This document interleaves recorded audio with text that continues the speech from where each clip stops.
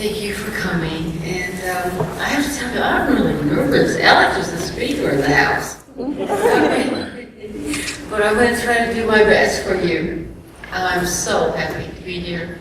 It's a dream come true to join your kickoff of the 150th anniversary of the Hampton Battle. And I just thank you all for all that you've done to help make this happen. And, you know, it's incredible when you set your intention for something. When I finished the book, I had my little prayer. I set my intention that I would love to have the book launched here in Norfolk around the date of the battle. And it's like, be careful what you wish for. It happened, and I thank you, and I'm honored that you came. It's kind of serendipity in a way, and you know, I thank you, Laura, or wherever you are, you know, for all that you have done and all of your staff. It is a joy for me to see that the focus of much of the current Civil War celebration is on sharing personal stories from this dramatic period of our history. But first I want to tell you about my own personal story of getting here. The 7 hours of travel yesterday on the plane, and when I sat down, it was like, I remembered all of a sudden what an airplane phobic I am. I'm terrified of flying. And so, I used to love to fly, and this happened one night. I took the red eye from LA to New York, and suddenly we were in a noisy and showy thunderstorm. The plane went into this maniacal yo-yo, up and down, and you know, things flying out of, you know, the overhead compartments and our heads hitting the top of the. When this happened, and a loud clap of thunder, and I dive-bombed into the arms of this seatmate of mine that I've never met before, this man that I've never met before, who held me in his arms all the way to New York. It's like white-knuckled it, you know. So I'm so glad to be here.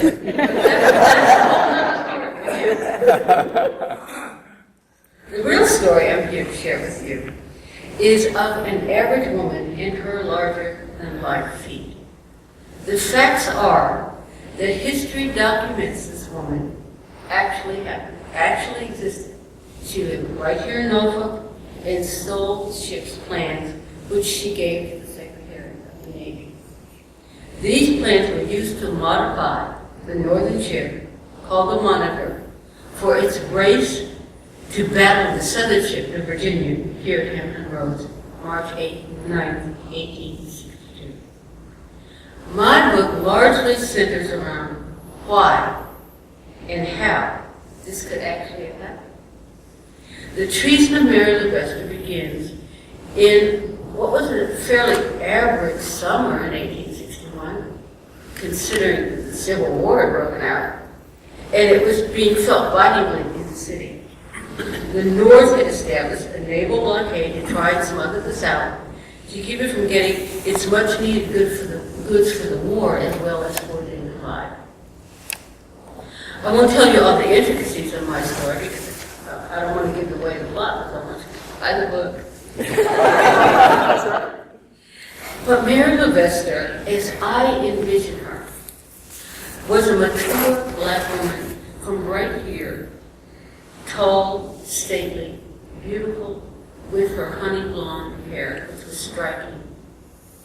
She was a slave owned by Simeon Sylvester, who operated a chandlery shop in Portsmouth.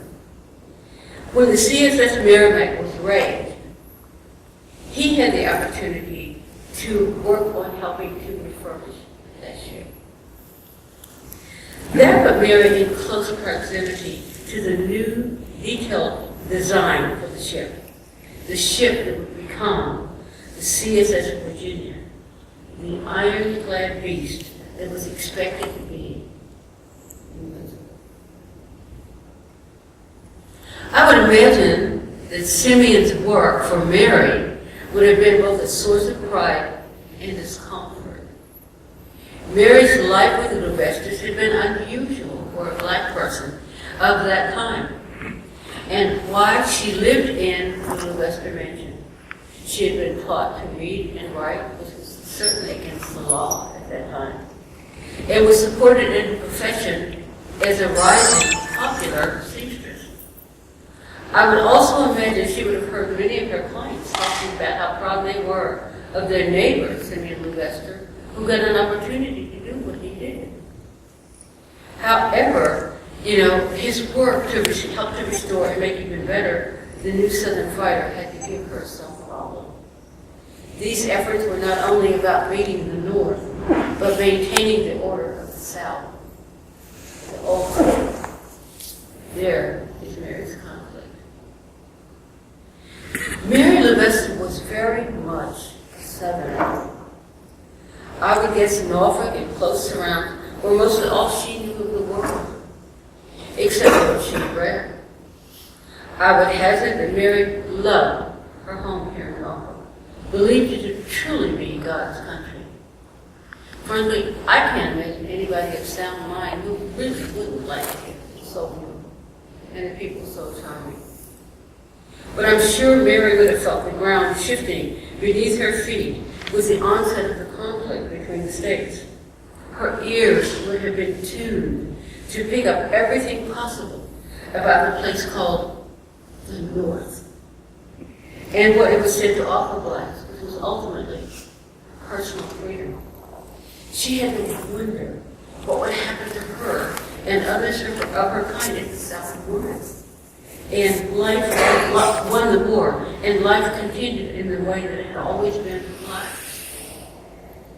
For herself, she also had to worry that if something happened to the Levesters, her situation would become quite dire indeed. Each time Mary saw activities of the workmen on the ship, at every moment she chanced a glimpse of the Virginia's diagram, she had to be in torment. Mary sighed heavily. Why, in God's name, was she put in a position to see these things? She was only one person and a slave at that. So what could she reasonably do? I wouldn't think that Mary's act of treason was a precipitous one. There comes to all of us at points in our lives something called a defining moment, when we have to make a choice about something. That choice defines who we are.